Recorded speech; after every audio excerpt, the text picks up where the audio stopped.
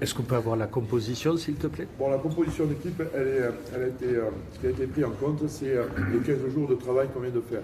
Ensuite, c'est le match d'Agen aussi.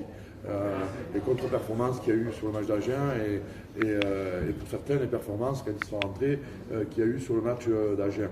Mais c'est surtout les 3 semaines de travail qu'on vient de faire. Et après, j'ai essayé de composer avec les éléments que je trouve en forme. D'accord ? Donc, on va commencer avec Yann Arnold, Baptiste Moreno, Fabien Lorenzo qui revient, lui aussi, de blessure. Romain Mantia, capitaine. Là, on va, et on pense qu'il y a un gros potentiel à ce poste-là, notamment par rapport à son avenir, c'est Lopetti. Lopetti, on va le positionner en 5. Voilà.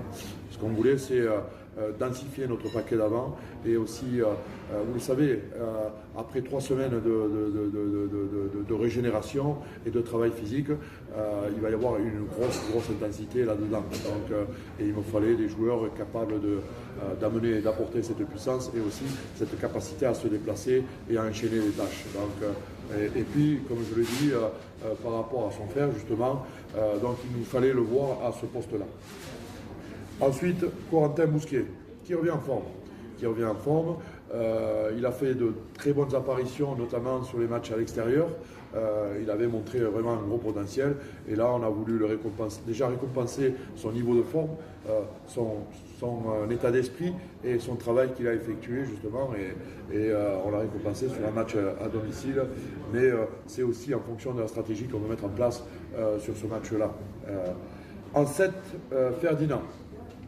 Ferdinand, pareil, qui a fait des bons matchs, qui a fait de bonnes rentrées, qui a fait de très bons matchs à l'extérieur. Et on a envie de le voir évoluer à ce poste-là, comme au match aller. Hein. Il était déjà à ce poste-là. Donc, ensuite, Thomas Waro en 8. Thomas Waro, franchement, il revient bien. Je le trouve avec beaucoup de fraîcheur. C'est un leader aussi, c'est un joueur très intelligent, capable justement d'avoir une bonne gestion de match, d'avoir une bonne intelligence de jeu. Et à ce poste-là, ça va être important.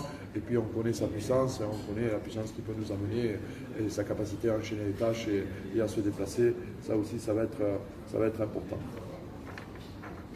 Charnière, Gaëtan Pichon qui revient aux commandes avec Gabin qui remplacera Johnny.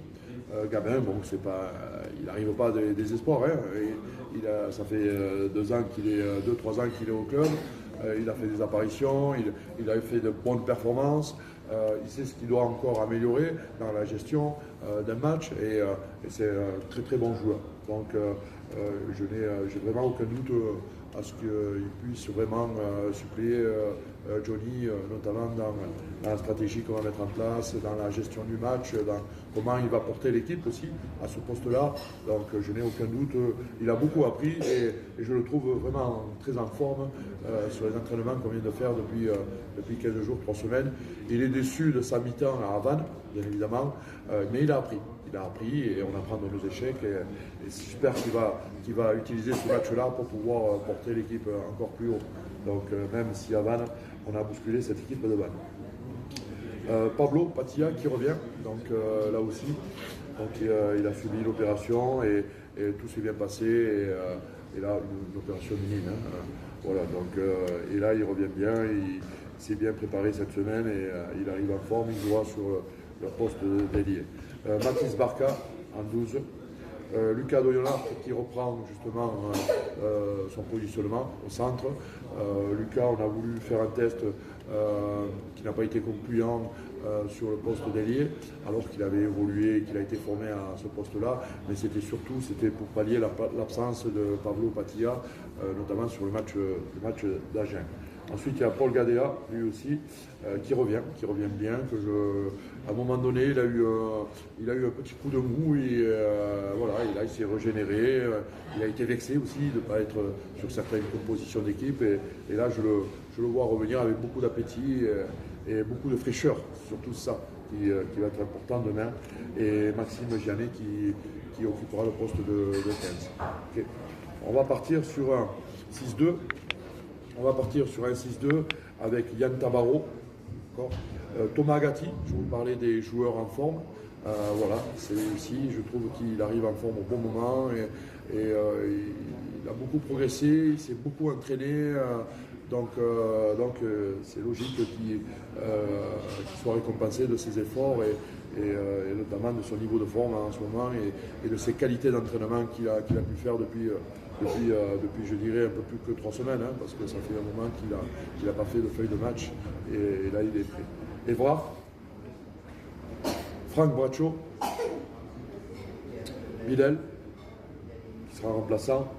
Et ensuite, on aura une charnière avec Ivan David et Nils. Nils qui peut nous couvrir pratiquement tous les postes de derrière, que ce soit le poste de 10 ou le poste d'ailier ou le poste d'arrière. Voilà, c'est notre couteau suisse de derrière. Et Théo Souzaré. Bernard, la pause a été longue. Est-ce que tu peux nous donner des nouvelles de l'infirmerie, s'il te plaît? Narmania, donc, qui s'est fait mal en début de semaine au tendon d'Achille. Donc voilà, c'est juste une inflammation, hein, donc, mais il ne pourra pas postuler. On a Étienne, toujours pareil, la voûte plantaire. Donc Étienne,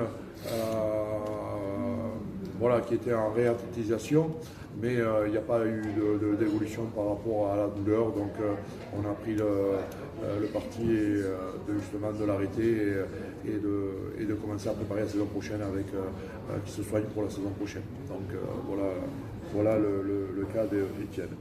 Sita Timani, pareil, toujours pareil, ses douleurs au niveau du tibia, notamment quand il court. Voilà, et donc là aussi, il va voir un spécialiste pour voir exactement où c'est qu'il en est et voir aussi comment on peut le soigner. C'est surtout ça, c'est comment on peut soigner ces mecs qui se posent beaucoup de questions. On a Maxime Milan qui s'est fait opérer du genou la semaine dernière. L'opération s'est très bien passée, due à une chute chez lui. Donc dans les escaliers, voilà, il a chuté en venant à l'entraînement. Donc voilà, malheureusement. Il est croisé, lui. Ouais, il a fait. Et l'opération s'est très bien déroulée à Toulouse. On a Mac Phillips qui est aussi pareil, la semaine dernière, il a ressenti une douleur au dos. Donc qui s'est un peu diffusé au niveau des ischios, au niveau du pubis. Donc là aussi des douleurs, donc il ne postulera pas pour demain soir. On a James aussi qui a fait une rechute à l'épaule la semaine dernière à l'entraînement, donc qui ne pourra pas postuler. Et on a toujours Pichon qui est en délicatesse avec son ischio et qui normalement devrait revenir avec nous pour le match de Grenoble. Donc Grenoble, voire Colomiers. Voilà, donc où c'est qu'on en est. Il y a très peu de blessés. Il y a un bon boulot qui est fait par le staff médical et les prépas. Voilà, on a quand même du beau monde à disposition et pour pouvoir composer notamment sur Mont-de-Marsan, mais aussi se projeter aussi sur le reste du bloc. Yann Moubila. Yann Moubila postulé pour le match.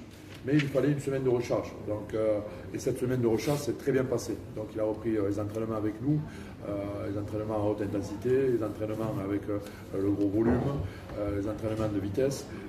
Et ça s'est très bien passé. Il n'y a pas eu de réaction sur son genou, mais il avait besoin de cette semaine de recharge pour pouvoir ensuite postuler pour Angoulême.